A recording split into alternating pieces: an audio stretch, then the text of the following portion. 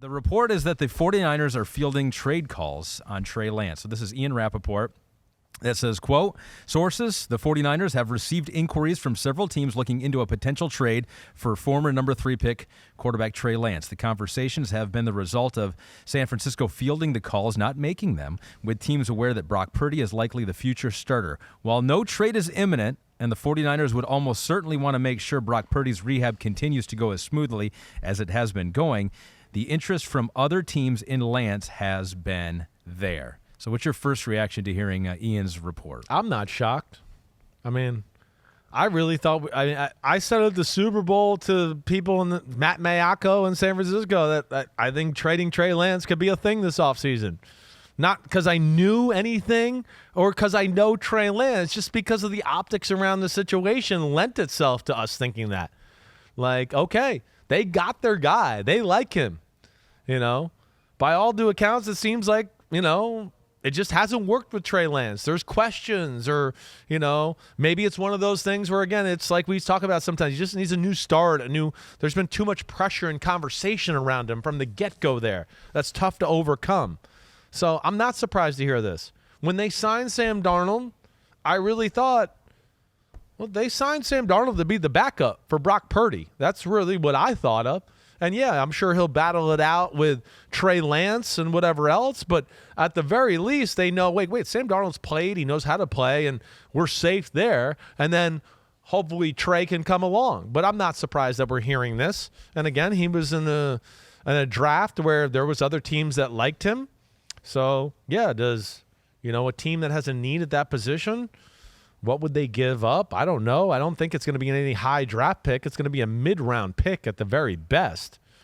And, yeah, you're taking a little risk, right? You're losing another quarterback, so now you only have Brock Purdy and Sam Darnold. Yeah. Which way I think if they traded Trey Lance, they'd have to sign probably another veteran guy.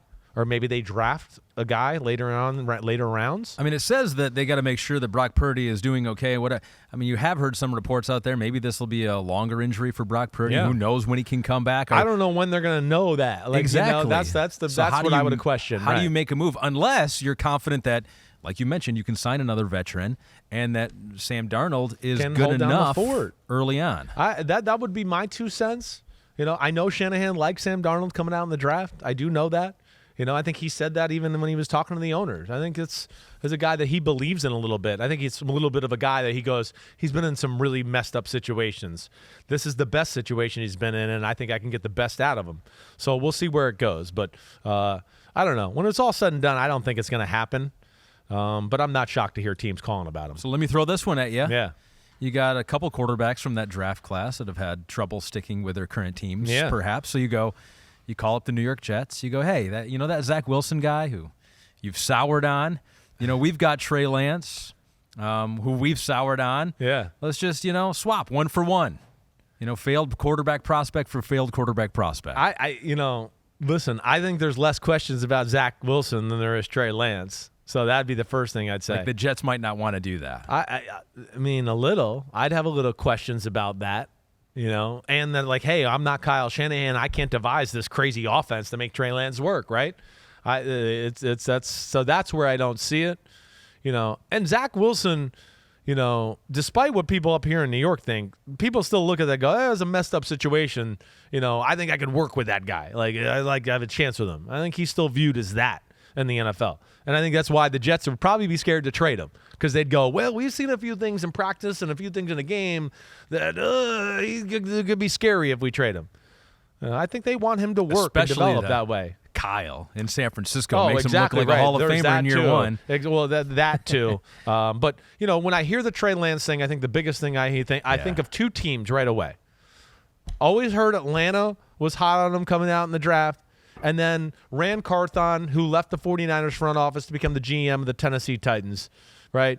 He was there in San Fran. I don't know if he was the part of the contingent that liked Trey Lance or not, but I obviously do think about his name. You know what I do give the 49ers a lot of credit Yeah. on, and they've done this for years since Kyle's been there I and know what John you're Lynch gonna has say. been there, is that they're okay to like They swallow don't double their pride. down. That's right. They're like, we spent two We first-round messed picks up. on him. Yeah. We saw it with Trey Sermon. It was a high pick for a running back, and it was just like, you know what? We messed up. Yeah. And he's not what we thought he was, Right. and we're going to move on. That's right. That's where I love them for that too. I think it's New England-y that way. That's where New England is too. New England, like they hit a certain point, they're like, I don't care how much money we gave them and where we drafted them. It ain't gonna work. We got to move on. Don't worry about we're gonna get made fun of in the newspaper tomorrow. Yeah. So what? The next day everybody will forget and we'll move on with life.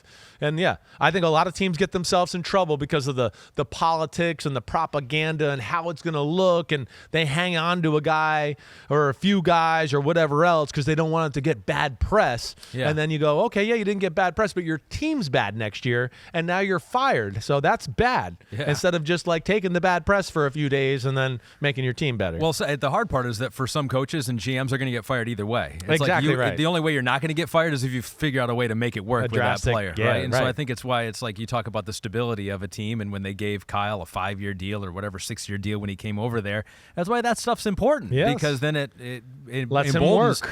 You're gonna miss on guys. There's gonna be busts. It's gonna happen to everyone. And so if you've got some security in your job, you can quickly move on. and go to the You next can't one. win in that conversation anyways. I go to the gym and people tell me about Joe Douglas all the time. Oh, Zach Wilson.